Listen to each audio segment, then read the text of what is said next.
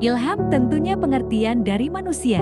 Wahyu adalah firman Allah sendiri. Roh Kudus adalah roh Allah. Perjanjian baru atau PB ditulis karena sudah mengenal Yesus. Mengenal Roh Kudus itu sendiri oleh para murid-muridnya, Tuhan Yesus. Makanya ada kitab yang disebut Alkitab. Itu langsung bersumber dan dicatat semua berdasarkan apa yang dikatakan Yesus, terutama langsung kepada murid-muridnya. Yesus mengatakan perkataannya adalah Injil atau perkataan firman yang harus disampaikan ke seluruh bumi. Yesus sendiri mewahyukan atau memberi perintah dan ajaran tentang apa yang diperintahkan dan diajarkannya kepada murid-muridnya sebelum dia terangkat ke atas atau surga. Matius 28:19. Karena itu pergilah, jadikanlah semua bangsa muridku dan baptislah mereka dalam nama Bapa dan Anak dan Roh Kudus. Ayat 20, dan ajarlah mereka melakukan segala sesuatu yang telah kuperintahkan kepadamu. Dan ketahuilah, aku menyertai kamu senantiasa sampai kepada akhir zaman. Manusia tidak boleh membuat wahyu atau mengilhami menurut cara pandangnya sendiri terhadap apa yang sudah diwahyukan, dibuat dan ditentukan Allah sendiri. Manusia cukup hanya mengikuti apa yang diajarkan dan diperintahkan. Selain daripada itu yang berasal dari pikirannya sendiri, itu bukan bersumber dari wahyu Allah. Itulah yang sering sekali menimbulkan pengertian dan ajaran-ajaran baru. Boleh ajaran itu muncul, tapi pastilah tentunya berdasarkan kebenaran, bukan hasil pikiran manusia yang merekayasa cerita. Allah tidak meminta manusia untuk mengerti dirinya sebagai Allah yang harus disembah. Bahkan manusia itu diberi kebebasan, tapi harus berdasarkan kehendaknya, ajaran dan perintahnya. Tentunya setelah orang mengerti ajarannya, pastilah dia mengerti, memahami atau mengilhami mendapat hidayah. Di luar daripada itu berarti dia tersesat. Ilham itu pengertian dari pikiran manusia, dari wahyu Allah yang tidak butuh dimengerti. Secara otomatis apabila Allah sudah mewahyukan kepada seseorang yang dipilihnya, yang disebut hambanya, tentunya dia pasti langsung mengerti dan tidak butuh mengilhami atau mendapat hidayah atau pengertian dari kalimat atau firman yang disampaikan tersebut kepadanya. Firman tidak butuh dimengerti atau diilhami atau mendapat hidayah. Firman cukup diteladani. Tidak ada pengertian yang sulit untuk mengerti Allah yang benar, terkecuali jika pemahamannya benar dari Allah. Hal yang menimbulkan pertentangan. Firman Allah itu dari satu sumber terhadap dua ajaran yang berbeda. Itu butuh bukti yang nyata, terutama melalui kuasa. Bukan hanya sekedar perkataan yang tanpa bukti. Firman cukup diteladani. Tidak ada pengertian yang sulit untuk mengerti Allah yang benar, terkecuali itu bukan wahyu Allah. Makanya manusia yang dipanggil itu tidak dapat memahami atau mengilhami, sehingga dia membimbing dirinya sendiri berdasarkan ilham pemikirannya sendiri, yang dianggapnya dia mendapat hidayah dari siapa Allah, yang tertulis yang disebutkannya firman. Padahal telah melecehkan firman yang benar menjadi hidayah para wanita di bulan dan bintang.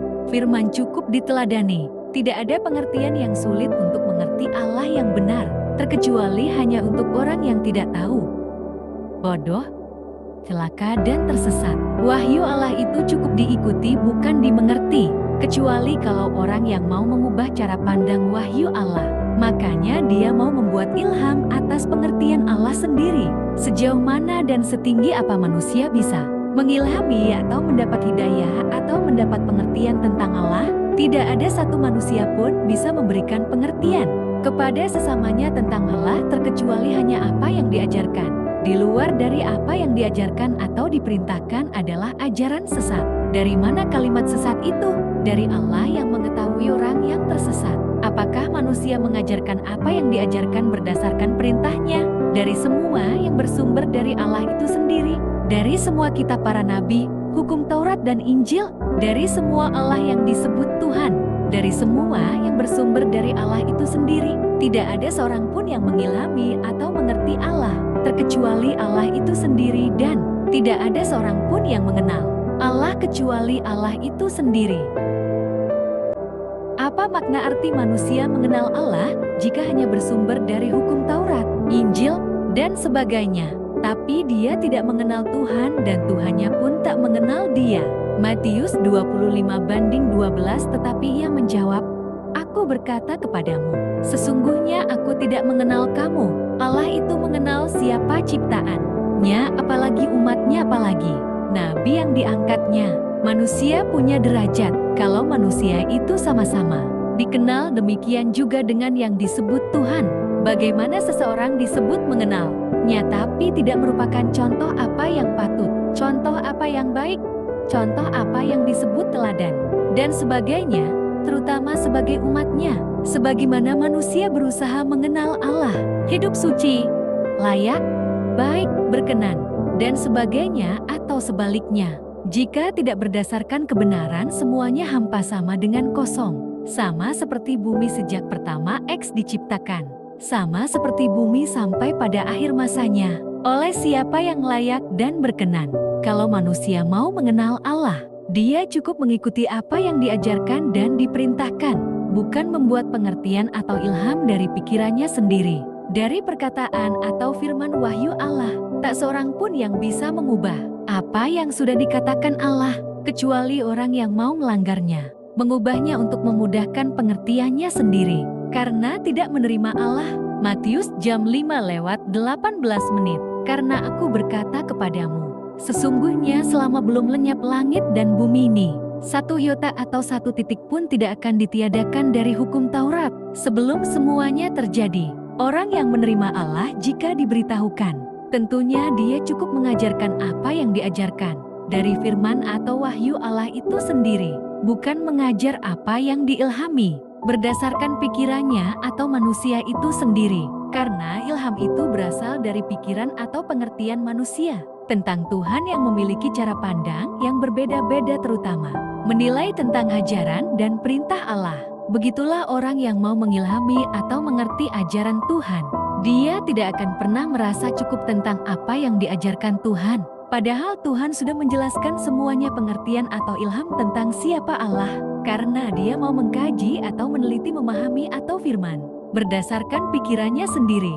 Dan dia menemukan pengertian atau ilham hidayah berdasarkan pikirannya sendiri. Perjanjian lama tentunya diilhami oleh nabi-nabi yang dipanggil Allah. Kitab-kitab tersebut disebut hukum Taurat. Hukum Taurat tersebut sebenarnya nekar boleh disebut diilhami, atau mendapat pengertian atau mendapat hidayah oleh manusia. Tentunya manusia pasti langsung mengerti hukum Taurat, bukan dari pemikirannya sendiri, tetapi dari Allah yang harus dituruti.